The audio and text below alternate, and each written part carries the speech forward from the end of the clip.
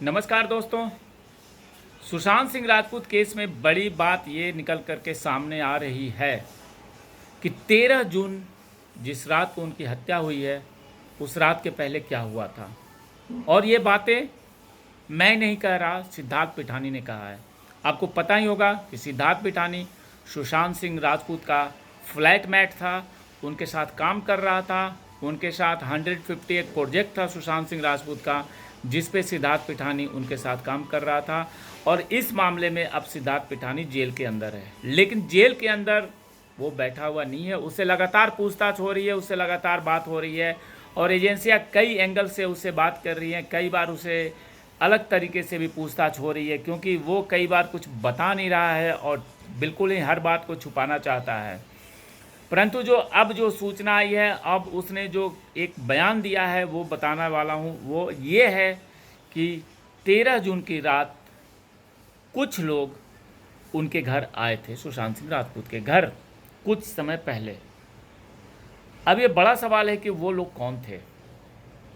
और ये खबर बार बार आती है कि उस रात वहाँ पे पार्टी हुई थी, उस रात वहाँ पे कुछ हुआ था।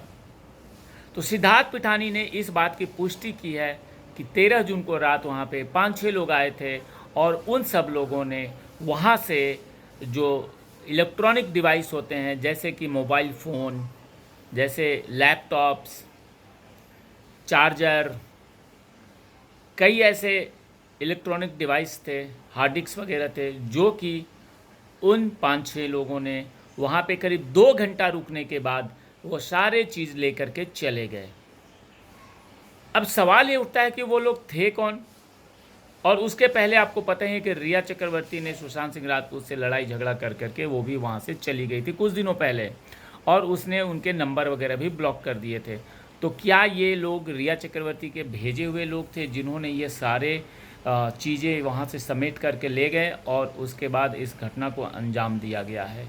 अब ये सिद्धार्थ पिठानी का जो कबूलनामा है, सिद्धार्थ पिठानी ने जो कहा कि वहाँ पे 5-6 लोग आए थे और वो सारा ये लोग पार्टी किया और उसके बाद ये सारे सामान लेकर के गए हैं।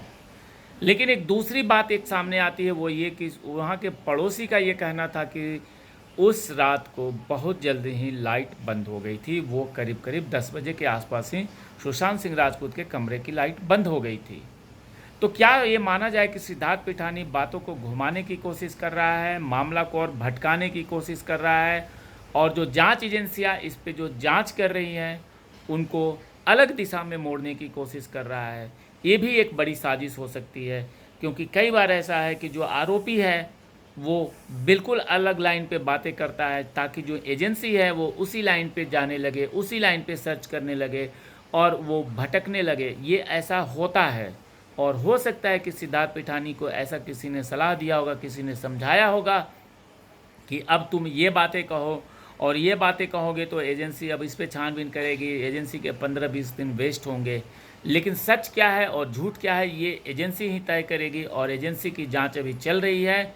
लेकिन ये जो बयान आया है ये बहुत ही चौंकाने वाला है और इस बयान पे गंभीरतापूर्वक से विचार करने की ज़रूरत है। और सिद्धार्थ पिठानी के साथ साथ अभी कौन कौन लोग इस मामले में सामने आते हैं ये भी हमें देखने की ज़रूरत है। जय हिंद, जय भारत।